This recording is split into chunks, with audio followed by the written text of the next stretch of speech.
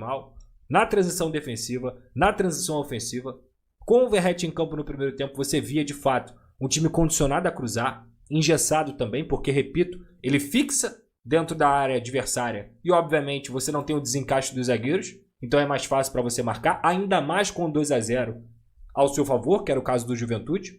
E no segundo tempo, o Diniz faz várias substituições totalmente aleatórias, cara. Assim, ele tenta colocar o time para frente, muito mais trocando peças defensivas e peças que ficam mais lá atrás por peças ofensivas do que de fato organizando. Você não viu a organização no jogo do Vasco hoje. Não viu. O Nuno foi mal, o Ryan foi mal, o Tietchan foi mal. Aí, quando eu falo aqui sobre o Jair, as pessoas acham que, porra, Pedrosa, você ama o Jair. Não, cara. Eu vou dar um dado aqui pra você. Vou te dar um dado. As duas únicas vitórias do Vasco pós-Copa do Mundo foram contra a CSA e contra o Santos. Sabe o que elas têm em comum? O Jair foi o primeiro volante do Vasco da Gama. Isso quer dizer, Pedrosa, que, porra, o Jair faz uma diferença absurda no time do Vasco? Talvez não, mas ele faz diferença. Aí você olha a saída de bola do Thiago Mendes, do Hugo Moura ou de qualquer outro volante e olha a saída de bola do Jair pro jogo do Fernando Diniz, cara, é um abismo. É um abismo. É um jogador que, repito, poupa a saída de bola do Tietchan, poupa o desgaste do Coutinho, poupa o desgaste do Nuno. E eles erraram tudo hoje, tá? Não tem só a ver com o Jair. Lá na frente também erraram. Eu vi muita gente criticando o Coutinho, eu discordo, tá? Eu acho que ele foi um dos mais lúcidos do jogo. Um dos que mais tentou. Talvez, ofensivamente, ele tenha sido o menos pior, digamos assim.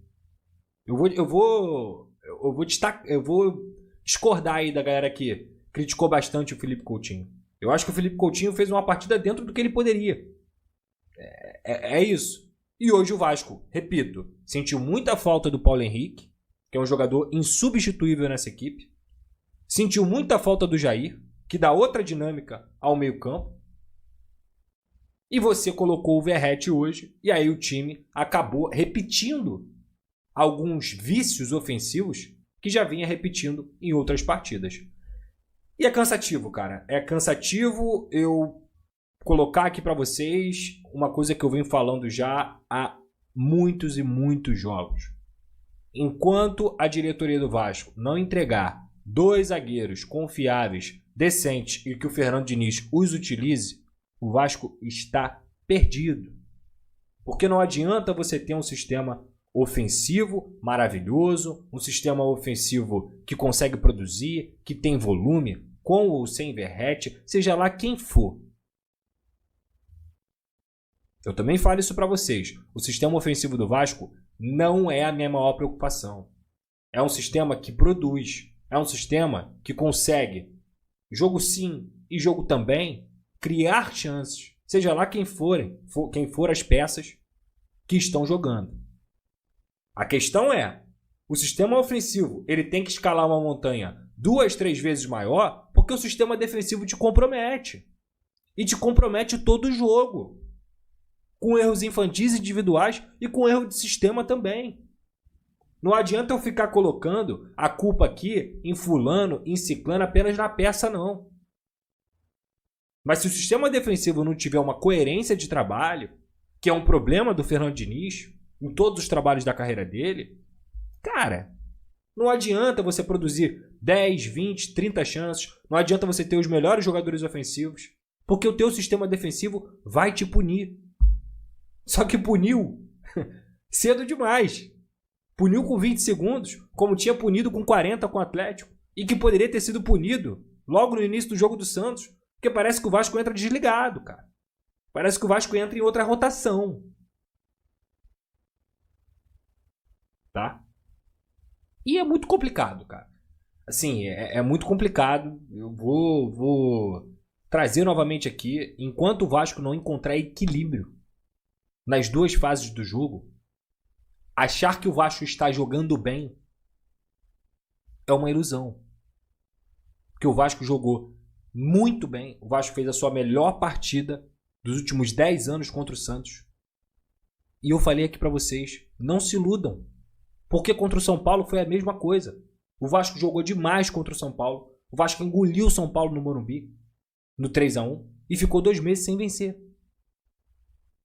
O Vasco hoje terminou o jogo sem zagueiro. O Vitor Luiz foi o zagueiro pelo lado esquerdo do Vasco. Jura? Não tem como. Não tem como achar que isso é normal. Compreende? Então, cara, perdeu para um adversário direto. Perdeu um jogo a mais que tinha na tabela. Um jogo totalmente pontuável. Entre aspas. Um jogo que dava para pontuar. Dava para fazer um bom jogo. Manter a coerência do trabalho. Manter a estabilidade. Mas não, já perdeu de novo. E já vai de novo. Pressionado para jogar contra o Corinthians no domingo.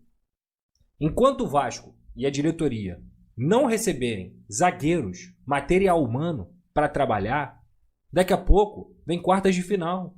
E aí, de novo, o Vasco, numas quartas de final de Copa do Brasil, como esteve na semi no ano passado, vai sem zagueiro? Vai sem jogadores que sejam soluções para o setor? Aí depois, a gente poderia ter feito isso. E os pontos vão ficando pelo caminho.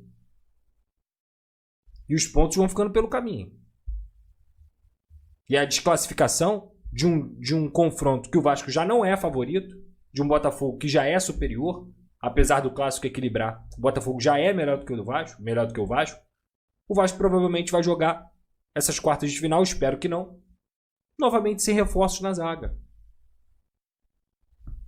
E aí?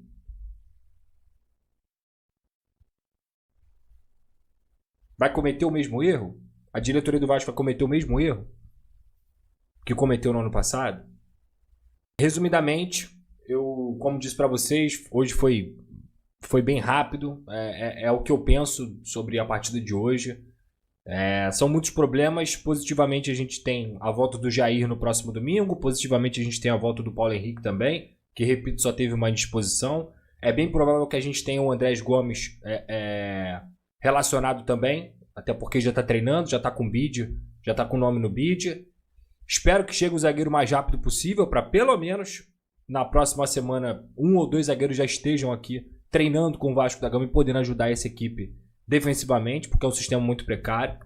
E que não pare por aí, cara. Que não pare por aí. Hoje eu não me espanto com a derrota do Vasco. Eu me espanto muito com a atuação do time e a forma como essa equipe se portou hoje. Parecia em alguns momentos cansada, parecia em alguns momentos desgastada. E não descarto isso também. Vale lembrar que essa atuação que o Vasco teve contra o Santos vem de uma semana em que o Vasco não jogou no meio da semana. O Vasco não jogou, o Vasco teve tempo para se preparar. Resumidamente é isso. E aí quando você olha para essa situação, você pode parar para pensar. Essa equipe pode ter se desgastado fisicamente, mas isso não é desculpa, cara. Isso não é desculpa, assim. Definitivamente não é desculpa. Eu acho que se eu fosse elencar os grandes motivos da derrota do Vasco hoje, primeiro ponto, elenco curto. Isso é culpa da diretoria. Segundo ponto, falhas do sistema defensivo e falhas individuais. Então a gente nunca pode tirar a responsabilidade do grupo de atletas. E o terceiro ponto, para mim, é a incoerência do Diniz em mexer em um time que já sofreria algumas mudanças obrigatórias, como a saída do Jair e do Paulo Henrique, e não ter colocado o David como coerência na vaga do Verratti, que, repito, não é o culpado pela derrota, mas o futebol é momento. E o David merecia ter recebido a oportunidade por tudo que tinha feito no jogo contra o Santos.